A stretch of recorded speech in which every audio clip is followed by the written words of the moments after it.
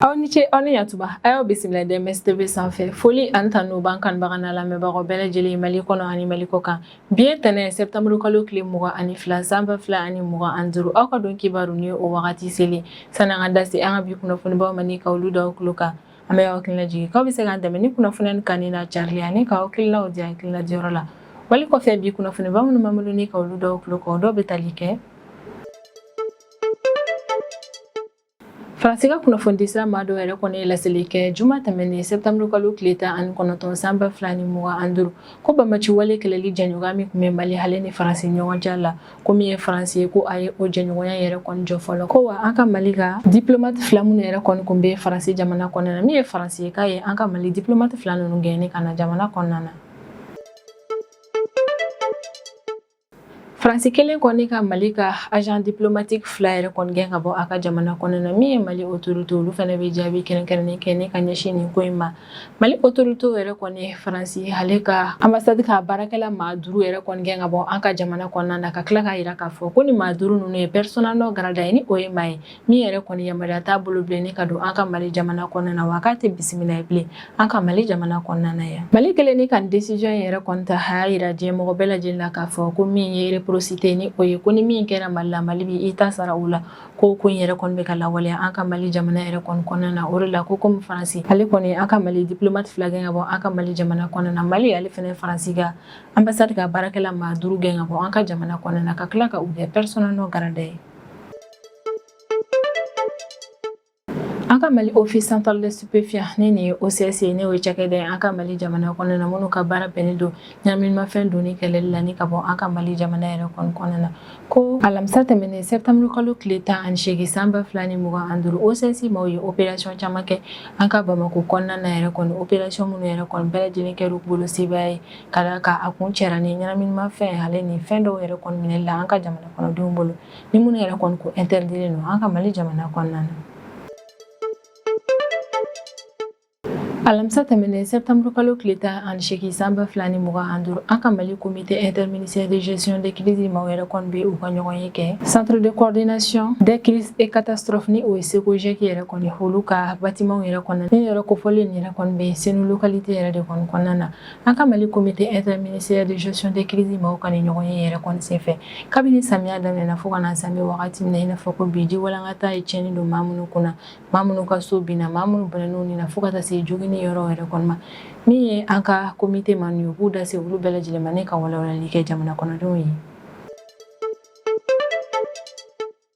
Juma tɛmɛnen septembre kalo tile 19 san 2025 Cour internationale de justice maaw yɛrɛ kɔni b'a tiɲɛtiga k'a fɔ ko min ye Mali autorité yɛrɛ kɔni ko tiɲɛna k'u taara plainte yɛrɛ kɔni tigɛ Algérie kama olu ka kiiribulon yɛrɛ kɔni kɔnɔna na ko wa min ye olu Cour internationale de justice maaw ye olu fɛnɛ ye lettre yɛrɛ kɔni ci Algérie ma k'a yira la k'a fɔ ko min ye Mali ye k'a kɔni taara plainte tigɛ a Algérie yɛrɛ kɔni kama ko nka an bɛ wagati min na i n'a fɔ ko bi min ye Algérie a ma olu ka lettre yɛrɛ kɔni jaabi ko wa walasa ni procédure baara nin yɛrɛ kɔni ka se ka daminɛ ko fo Algérie ale ka sɔn a ma k'a fɔ ko min ye Cour internationale de justice maaw ye ko a dɔnniya bɛ u la ka ni ɲɔgɔnna affaire yɛrɛ kɔni kɛ ko n'o tɛ ni Algérie yɛrɛ kɔni ma sɔn ka cour in yɛrɛ kɔni lakodɔn min ye olu ye olu tɛ se ka kiiritigɛ kɛ Mali ale ni Algérie ni ɲɔgɔn cɛla la ni kunnafoniba de bɛ an bolo kɔrɔ bi an bɛna minnu walawala aw ye bi don kibaru kɔnɔna na. San 1960 septembre kalo tile 22 san 2025 septembre kalo tile 22 ni a san 65 yɛrɛ kɔni Mali hale a ka yɛrɛma hɔrɔnya yɛrɛ kɔni ta ni ka a yɛrɛ bɔ jɔnya juru kɔnɔna na. Nin yɔrɔ yɛrɛ kɔnɔna an bɛ foliba kɛ ni ka ɲɛsin an ka jamana ɲɛmaaw yɛrɛ kɔni ma k'a daminɛ président Modibo Keyita la fo ka n'a bila son excellence le général d'armée Assimi Goïta yɛrɛ kɔni ma ka d'a kan ninnu bɛɛ lajɛlen u cɛsiri walasa ka se ka Mali ka yɛrɛma hɔrɔnya yɛrɛ kɔni to a bolo. Wa ko ɲina yɛrɛma hɔrɔnya fêteli baaraw yɛrɛ kɔnɔna min ye son excellence le général d'armée Assimi Goïta ye ale ye ɲɛnajɛba dɔ yɛrɛ kɔni labɛn monument de l'indépendance yɛrɛ kɔnɔna ɲɛnajɛ min yɛrɛ kɔnɔna min ye an ka Mali fintigilakaw olu kɔni nana taa défilé baw yɛrɛ kɔni kɛ défilé ba minnu kɛ kun ye walasa ka se ka jamana kɔnɔdenw yɛrɛ kɔni la nisɔndiya an bɛ wagati min na i n'a fɔ ko bi nin yɔrɔ yɛrɛ kɔnɔna an b'a fɔ Mali jamana kɔnɔdenw bɛɛ lajɛlen ye k'u bɛɛ bonne fête d'indépendance yɛrɛ kɔni k'alisa Ala ka san caman yɛrɛ kɔni yira an na an ka jamana ka yɛrɛma hɔrɔnya yɛrɛ kɔni lawaleya jamana fantan a naani bɛɛ lajɛlen yɛrɛ kɔnɔna an bɛ dugawu yɛrɛ kɔni kɛ k'alisa Ala ka bɛn hali ni kelenya sabati Mali jamana yɛrɛ kɔni kɔnɔna na min ye kɛlɛ yɛrɛ kɔni dankari o yɛrɛ kɔnɔna teliya la. Faransi ka kunnafoni siraw yɛrɛ kɔni ye laseli kɛ k'olu yɛrɛ kɔni kunnafoniya sɔrɔ Faransi ka source diplomatique dɔ yɛrɛ kɔni yɔrɔ la min y'a da u tulo kan k'a fɔ ko juma tɛmɛnen septembre kalo tile 19 san 2025 ko min ye Faransi yɛrɛ kɔni ale ye Mali ka diplomate 2 yɛrɛ kɔni gɛnni ka bɔ a ka jamana yɛrɛ kɔni kɔnɔna na ko Faransi kɔni y'a fɔ Mali ka diplomate 2 ni yɛrɛ kɔni k'u ka fɛɛrɛ bɛɛ lajɛlen yɛrɛ kɔni latigɛ walasa civil tɛmɛnen septembre kalo tile 20 san 2025 o k'a sɔrɔ u bɔra Faransi jamana kɔnɔna na. Faransi ka kunnafoni sira maaw yɛrɛ kɔni ka kɔrɔfɔla ko Faransi ka source diplomatique ma yɛrɛ kɔni y'a da olu tulo kan k'a fɔ ko Faransi ye nin décision yɛrɛ kɔni ta k'o kɛ jaabi ni ka ɲɛsin an ka Mali autorités ka ko kɛta dɔw yɛrɛ kɔni ma ni août kalo tɛmɛnen san 2025 k'an ka Mali autorités yɛrɛ kɔni ye Faransi ka ambassade baarakɛla kelen yɛrɛ kɔni minɛ ni ka u datugu ko comme Mali autorités yɛrɛ kɔni b'a mɛn ni ka olu ka ambassade baarakɛla yɛrɛ kɔni bila min ye Faransi ale fana bɛ nin jaabi ne kɛ ni ka ɲɛsin Mali ma ni o kɛra ka Mali yɛrɛ kɔni ka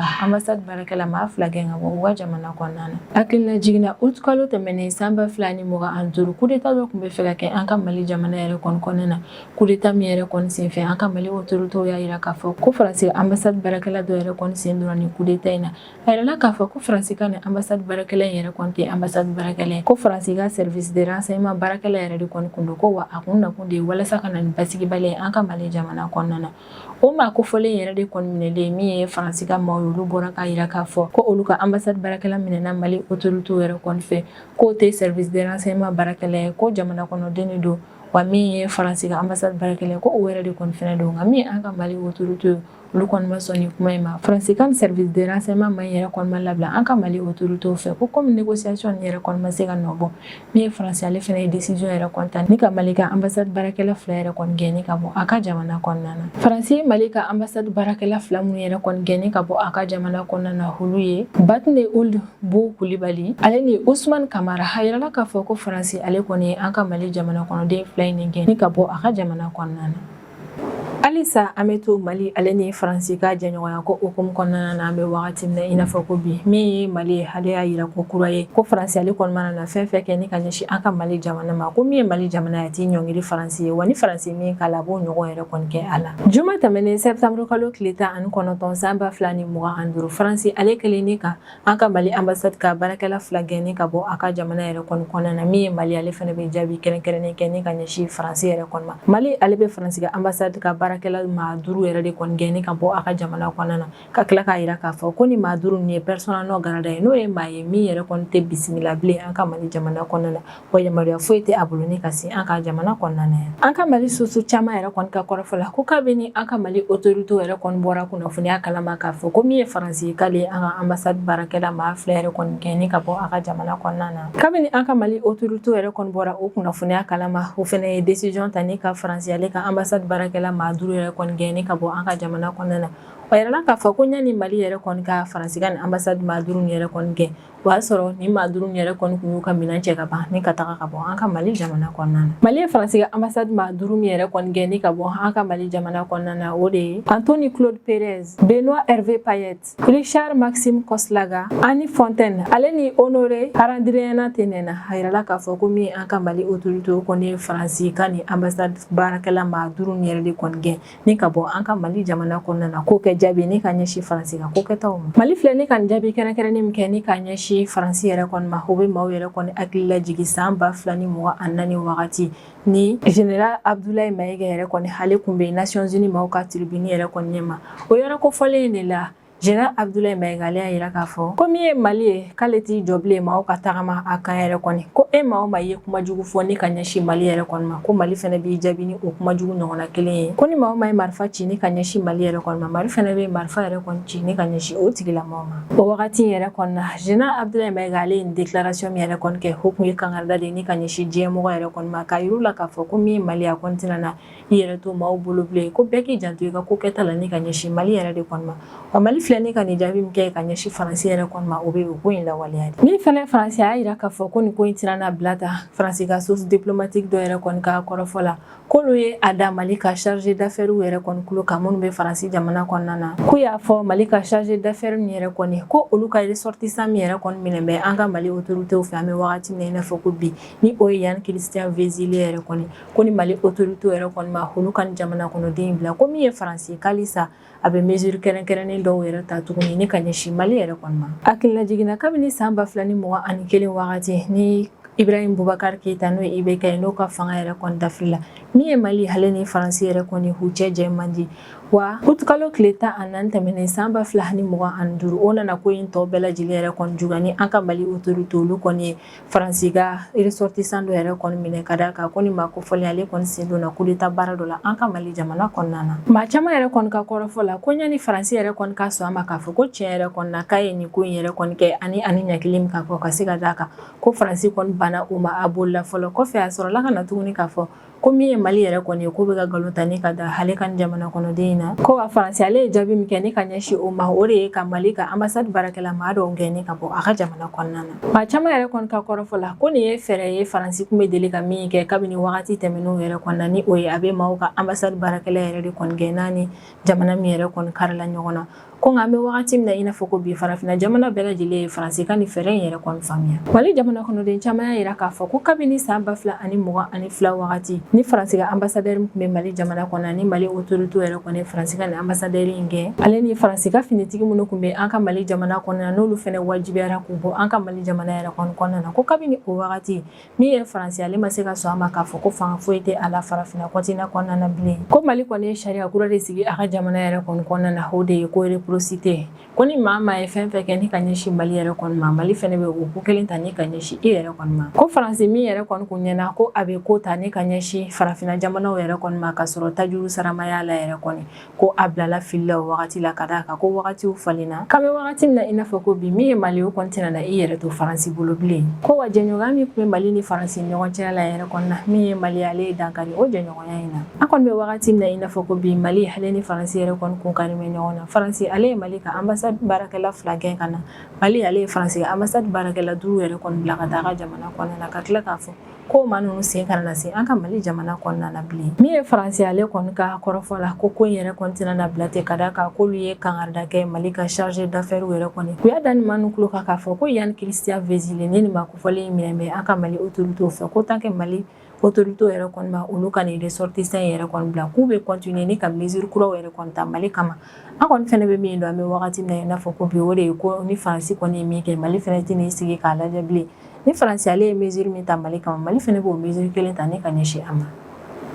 min ye OCS ye ni o ye Office Central des Stupéfiants ni ne ye cakɛda ye an ka Mali jamana kɔnɔna na minnu ka baara yɛrɛ kɔni bɛnnen don ɲɛnaminimafɛn donni kɛlɛli la ni ka bɔ an ka Mali jamana kɔnɔna na ko don tɛmɛnenw yɛrɛ kɔnɔna na OCS ka cɛdenw ye opération ba kɛ an ka Bamako kɔnɔna na opération minnu yɛrɛ kɔni kɛra sebayaba ye u bolo ka d'a kan a sera ka kɛ sababu ye ni OCS ma u sera ka u bolo da ɲɛnaminimafɛn caman yɛrɛ kɔni kan an ka Bamako kɔnɔna na ko OCS ka cɛdenw ka ni opération yɛrɛ kɔni kɛra sababu ye n'u taara bɔ a kalama k'a fɔ ko drogue modèle kura yɛrɛ kɔni bɛ sen na an ka jamana kɔnɔna na ni o ɲɛnaminimafɛn yɛrɛ kɔni tɔgɔ de ye ko super tradol ni nin ye ɲɛnaminimafɛn min yɛrɛ kɔni bɛ tiɲɛni don mɔgɔ hakili la ko OCS ka cɛdenw yɛrɛ kɔni taara wolomali dɔ yɛrɛ kɔni kɛ maa dɔw ka so yɛrɛ de kɔni kɔnɔna na o wolomali yɛrɛ de kɔni senfɛ u taara bɔ super tradol ni ale ye ɲɛnaminimafɛn kura ye min bɛ feere la an ka Mali jamana kɔnɔna na u taara bɔ o kɔni caman de kan ni maa kofɔlen ka so kɔnɔ ko OCS ka cɛdenw ma danni dɔrɔn yɛrɛ kɔni ma u y'u bolo da maa dɔ fɛnɛ yɛrɛ kɔni kan ni an bɛ wagati min na i n'a fɔ ko bi o maa kofɔlen yɛrɛ kɔni bɛ an ka Mali autorité mɔgɔ yɛrɛ kɔni bolo ka d'a kan u bɛna ɲininkaliw tɛ k'a la bisikali bɛ kɛ k'a fɔ ko ni maa kofɔlen yɛrɛ kɔni ka baara de tun ye nin ɲɛnaminimafɛn ninnu feereli ye ko walima ale yɛrɛ de kɔni kun ta ye ɲɛnaminimafɛn ninnu ye k'an bɛ wagati min na i n'a fɔ ko bi sɛgɛsɛgɛli baaraw yɛrɛ kɔni bɛ sen na an ka Mali lakana tigilamɔgɔw yɛrɛ kɔni ni ɲɔgɔn cɛ la walasa ka se k'a dɔn jɛkulu minnu yɛrɛ kɔni bɛ sen na an bɛ wagati min na i n'a fɔ ko bi ni olu de bɛ ka nin ɲɛnaminimafɛn modèle kura in ladon ani k'a feere an ka Mali jamana kɔnɔna na ka fɛɛrɛ latigɛ ka u bolo da o jɛkulu maa ninnu kan OCS ka cɛdenw ma dan ni opération in dɔrɔn yɛrɛ kɔni ma u ye opération caman fɛnɛ kɛ an ka Bamako yɔrɔw la kɛrɛnkɛrɛnnenya la k'u taara intervention dɔ yɛrɛ de kɔni kɛ restaurant Monac la ni nin yɔrɔ kofɔlen na ko opération in senfɛ OCS ka cɛdenw sera ka u bolo da shisha kala 44 kan ale ni fɛn caman yɛrɛ kɔni kan ni minnu dagalen tɛ bilen an ka Mali jamana kɔnɔna na ko fɛnɛ tɛmɛlen kɔfɛ OCS ka cɛdenw yɛrɛ kɔni taara opération dɔ kɛ Falajɛ garabali yɛrɛ kɔnɔna yɔrɔ min na u balila garabali maaw yɛrɛ kɔnɔna ko wolomalo yɛrɛ kɔni kɔfɛ OCS ka cɛdenw yɛrɛ kɔni taara bɔ ɲɛnaminimafɛn caman yɛrɛ kɔni fɛnɛ ka maa dɔw bolo garabali kofɔlen in kɔnɔna na. Colonel Major Fuseni Keyita ni ale de ye OCS ɲɛmaa ye ale kɔni bɛ sinsin a ka ko kura ye ko ale ni a ka cɛden maaw yɛrɛ kɔni bɛ fɛɛrɛ bɛɛ lajɛlen yɛrɛ kɔni latigɛ walasa ɲɛnaminimafɛnw donni an ka Mali jamana kɔnɔna na ka se ka o bali wa u bɛ alerte kɛ ni ka ɲɛsin jamana kɔnɔdenw ma k'u bɛ u ka alerte in kɛ ka ɲɛsin kɛrɛnkɛrɛnnenya la an ka jamana sifinnakaw de ma. U bɛ sinsin a kan an ka jamana sifinnakaw yɛrɛ kɔni ko ni ɲɔgɔnna produit ninnu yɛrɛ kɔni tali bɛ kojuguba yɛrɛ de kɔni lase adamaden ma. Colonel Major Fuseni Keyita bɛ tila ka sinsin a kan ko ɲɛnaminimafɛn feereli ni a tali yɛrɛ kɔni ko o ye delijuguba ye an ka jamana kɔnɔna na ko an ka jamana sariya yɛrɛ bɛ nin fɛn kofɔlen yɛrɛ kɔni ɲaki o yɛrɛ de kɔni a bɛ wulimada kɛ ni ka ɲɛsin jamana kɔnɔdenw bɛɛ lajɛlen yɛrɛ kɔni ma k'an k'an majanya kosɛbɛ ka bɔ nin ɲɛnaminimafɛn yɛrɛ kɔni la ka d'a kan ɲɛnaminimafɛn yɛrɛ kɔni bɛ tiɲɛni don an ka jamana kɔnɔdenw ka kɛnɛya dɔrɔn de la. Alamisa tɛmɛnen septembre kalo tile 18 san 2025 an ka Mali comité interministériel de gestion des crises maaw ye u ka ɲɔgɔn ye kɛ centre de coordination des crises et catastrophes ni o ye SECOGEC yɛrɛ kɔni olu ka yɔrɔ la ni nin yɛrɛ kofɔlen bɛ Senu localité de la. An ka Mali comité interministériel de gestion des crises maaw ye nin ɲɔgɔn ye min yɛrɛ kɔni kɛ ɲɔgɔn ye kun kɛ kun de ye walasa an ka san 2025 samiya yɛrɛ kɔni bɛ lahalaya min na an bɛ wagati min na i n'a fɔ ko bi ka se ka o ɲɛfɔ ɲɔgɔn ye. Ale dɔgɔkun tɛmɛnen yɛrɛ kɔni kɔnɔna na an ka Mali autorité yɛrɛ kɔni ye ko minnu kɛ walasa ka jamana kɔnɔdenw yɛrɛ kɔni kisi samiya yɛrɛ kɔni kɔlɔlɔw ma ka se ka o kunnafoniya nin bɛɛ lajɛlen da ɲɔgɔn tulo kan. Comité interministériel de gestion des crises maaw yɛrɛ kɔni ka nin ɲɔgɔn ye yɛrɛ kɔni senfɛ u ye communiqué kɛ communiqué min yɛrɛ kɔni kɔnɔna na o y'a yira k'a fɔ ko dɔgɔkun tɛmɛnen yɛrɛ kɔni na ko ji walankata k'a foyi ma kɛ an ka jamana kɔnɔna na ko kaba pɛrɛn yɛrɛ kɔni jiginko kelen kɛ Keyita région kɔnɔna na ko kaba pɛrɛn jiginni yɛrɛ kɔni kɛra sababu ye ni ka misi 19 faga ko misi 19 in bɛɛ lajɛlen kun ye maa kelen de fɛnɛ ta ye. An ka Mali alerte météorologique ɲɛmaa ni o ye Bokari Magane ye ale kɔni y'a yira k'a fɔ k'an bɛ wagati min na i n'a fɔ ko bi ko météo yɛrɛ kɔni min jateminɛ o de ye halisa san bɛna continuer ni ka na an ka jamana fantan 4 bɛɛ lajɛlen na ko samiya yɛrɛ kɔni bɛ ka taga ɲɛ halisa ko wa an bɛ wagati min na i n'a fɔ ko bi ko in daga di Mali la fɔlɔ ka d'a kan a ma na ni tiɲɛni ye wagati laban ninnu na hali n'a sɔrɔ sanba nana an ka jamana région dɔw yɛrɛ kɔni na ko n'a ta o ta yɛrɛ kɔni ko in daga di Mali la halisa ko ni ye salon samiya ni ɲinan samiya yɛrɛ kɔni ta ni k'a da ɲɔgɔn na yɛrɛ kɔni i b'a dɔn k'a fɔ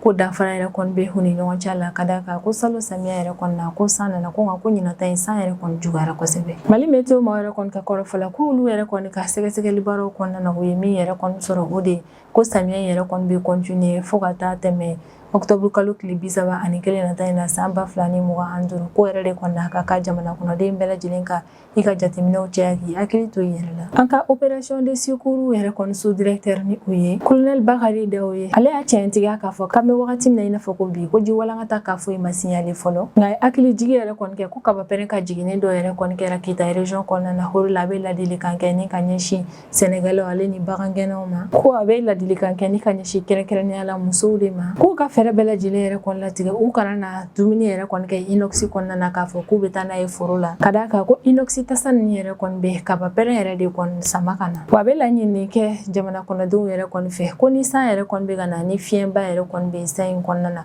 k'an ka fɛɛrɛ bɛɛ lajɛlen latigɛ an k'an kɔ don fiɲɛ yɛrɛ kɔni ma an kɔni bɛ wagati min na i n'a fɔ ko bi an ka Mali comité interministériel de gestion des crises maaw y'a yira k'a fɔ ko dɔgɔkun laban in yɛrɛ kɔni kɔnɔna na kow kɛra dɔgɔkun ye min yɛrɛ kɔni sumana dɔɔni ka d'a kan ji walankata k'a yɛrɛ kɔni ma ye an ka jamana fantan a 4 si yɛrɛ kɔnɔna na o b'a yira k'a fɔ halisa an ka hakili to an yɛrɛ la ka d'a kan Mali météo ka kɔrɔfɔ yɛrɛ kɔnɔna na ko san bɛ se ka na fo ka tɛmɛ octobre kalo tile 31 nata in na san 2025 ko yɛrɛ de kɔni n'a ka kan jamana kɔnɔden bɛɛ lajɛlen k'i hakili to i yɛrɛ la ni k'i ka précaution ta walasa ka se ka an n'an ka denbayaw yɛrɛ kɔni kisi ɲinan samiya kɔlɔlɔw ma.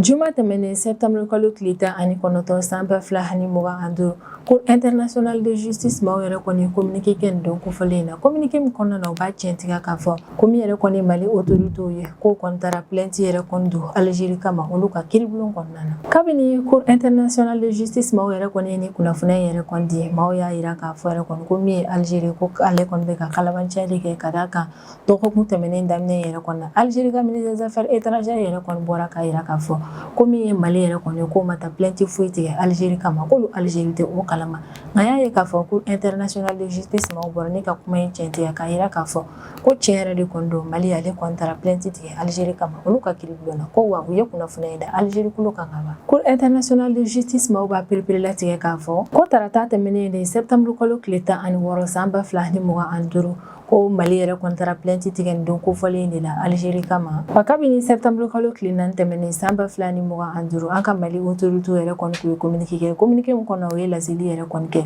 k'u taara plainte yɛrɛ kɔni tigɛ Algérie kama. Cour international de justice ma o yɔrɔ la. Hakilila jiginna nin don kofɔlen yɛrɛ kɔni na Mali autorité y'a yira k'a fɔ k'u taara plainte tigɛ Algérie yɛrɛ kɔni kama ka d'a kan ko mars kalo tile 31 su ni k'a dugu jɛ avril kalo tile fɔlɔ yɛrɛ kɔni na ko Algérie ale kɔni ye Mali ka drone dɔ yɛrɛ kɔni bon Tinzawatène localité yɛrɛ kɔni na ni nin yɔrɔ kofɔlen ni Mali ni Algérie ka frontière ka surun kosɛbɛ n'a bɛ kɛrɛnkɛrɛnnenya la Kidali région yɛrɛ de kɔni kɔnɔna na. Mali autorité y'a yira k'a fɔ ko Algérie y'a dabɔ a kama ni ka Mali ka drone yɛrɛ kɔni gosi k'a labi k'a sɔrɔ drone kun bɛ an ka Mali jamana ka territoire de kɔnɔna na. Ko Algérie dun filɛ ni ka nin wale min yɛrɛ kɔni kɛ ko ka ɲɛsin maa yɛrɛ kɔni ma ko n'i y'a ta k'a lajɛ yɛrɛ kɔni ko diɲɛ sariya dɔ yɛrɛ kɔni kɔnɔna a yiralen don k'a fɔ yɛrɛ kɔni ko jamanaw yɛrɛ kɔni ka fɛɛrɛ bɛɛ lajɛlen yɛrɛ kɔni latigɛ u kana na fanga ta ni ka ɲɛsin ɲɔgɔn ma k'a fɔ k'u bɛ kɛlɛ yɛrɛ kɔni kɛ ko nka ko Algérie yɛrɛ kɔni o sariya in violé a kɛlen ni ka Mali ka drone yɛrɛ kɔni gosi ka sɔrɔ drone min an ka Mali jamana de kɔnɔna na. O de kɔni an b'a tiɲɛ tigɛ aw ye k'a fɔ ko min ye Mali yɛrɛ kɔni ye tiɲɛ yɛrɛ la ale taara plainte yɛrɛ kɔni tigɛ Algérie kama Cour internationale de la justice ma yɛrɛ kɔni yɔrɔ la ko nka an bɛ wagati min na i n'a fɔ ko bi procédure yɛrɛ kɔni bɛ makɔnɔ na baaraw ma daminɛ fɔlɔ. Cour internationale de justice ma yɛrɛ kɔni ka kɔrɔ fɔla k'a sariya dɔ yɛrɛ kɔni bɛ olu ka kiiribulon yɛrɛ kɔni na o de ni jamana min yɛrɛ kɔni nana plainte tigɛ jamana wɛrɛ yɛrɛ kɔni kama ko plainte tigɛra jamana min yɛrɛ kɔni kama ko fo yɛrɛ de kɔni ka sɔn a ma kiiri yɛrɛ kɔni ka tigɛ olu ka kiiribulon na ko n'o yɛrɛ kɔni kɛra kuma min olu bɛ se ka kiiritigɛ baaraw daminɛ. O de la an bɛ wagati min na i n'a fɔ ko bi u kɔni b'a perepere latigɛ k'a fɔ ko fɔ Algérie yɛrɛ de kɔni ka sɔn a ma k'a fɔ ko Cour internationale de justice maaw bɛ se ka nin ɲɔgɔnna kiiri yɛrɛ kɔni tigɛ ko n'o yɛrɛ kɔni kɛra olu Cour internationale de justice maaw bɛ sɔrɔ ka procédure baaraw daminɛ. Wa Cour internationale de justice maaw y'a perepere latigɛ k'a fɔ ko kabini Mali autorité yɛrɛ kɔni taara plainte tigɛ olu ka yɔrɔ la Algérie yɛrɛ kɔni kama k'olu ye lettre kɛ ni k'a bila ka taa di Algérie ma. Lettre min kɔnɔna na u bɛ Algérie la kunnafoniya k'a fɔ an ɲɛna ko Mali autorité yɛrɛ kɔni taara plainte tigɛ u kama ko nka an bɛ wagati min na i n'a fɔ ko bi halisa Algérie kɔni ma jaabi kɛ ni ka ɲɛsin olu ka lettre ma. Ko yɛrɛ de kɔni an bɛ wagati min na i n'a fɔ ko bi olu Cour internationale de justice maaw yɛrɛ kɔni tɛ se ka sɛgɛsɛgɛli baaraw daminɛ wa u tɛ se ka foyi yɛrɛ kɔni kɛ nin ko la fɔlɔ tant que Algérie yɛrɛ kɔni ma sɔn a ma k'a fɔ ko a dɔnniya yɛrɛ kɔni bɛ olu la ka ni ɲɔgɔnna kiiritigɛ baaraw kɛ. Aw la kunnafoniyali la Cour internationale de justice yɛrɛ kɔni créera san 1945 wagati wa ni kiiribulon yɛrɛ kɔni kɔnɔna na a yirala k'a fɔ ko juge 15 yɛrɛ de kɔni bɛ yen juge minnu yɛrɛ kɔni sigilen bɛ san 9 mandat de kɛli la ko wa ONU ka assemblée générale n'u ka conseil de sécurité maaw yɛrɛ de kɔni bɛ juge ninnu yɛrɛ kɔni sugandi ni ka u sigi san 9 mandat kɛli la. A kɔni bɛ wagati min na i n'a fɔ ko bi bɛɛ lajɛlen yɛrɛ kɔni sigin bɛ ni ka Algérie yɛrɛ de kɔni ka jaabi kɔnɔ ka d'a kan ko in yɛrɛ kɔni bɛ ale de yɔrɔ la n'ale yɛrɛ de kɔni sɔnna ma k'a fɔ ko Cour internationale de justice maaw yɛrɛ kɔni bɛ se ka nin kiiri yɛrɛ tigɛ k'a dɔnniya bɛ u la n'o yɛrɛ kɔni kɛra procédure yɛrɛ kɔni bɛ daminɛ nka ni Algérie yɛrɛ kɔni ma sɔn o ko in yɛrɛ kɔni ma min ye Cour internationale de justice maaw ye olu tɛ se ka foyi yɛrɛ kɔni kɛ a ko la o de la ko affaire in yɛrɛ kɔni bɛ makɔnɔli la an bɛ wagati min na i n'a fɔ ko bi. Ni ne bɛ dan sigi an ka bidon kibaru la an b'an kanubaga n'a lamɛnbagaw bɛɛ lajɛlen fo Mali kɔnɔ ani Mali kɔ kan an bɛ aw hakilina jigin k'aw bɛ se k'an dɛmɛ ni kunnafoniya kan ni na carilen ani ka hakilinaw di hakilina diyɔrɔ la wale kɔfɛ an b'a fɔ an ɲɛna ko aw k'an bɛn a ɲɔgɔnna wɛrɛ ma.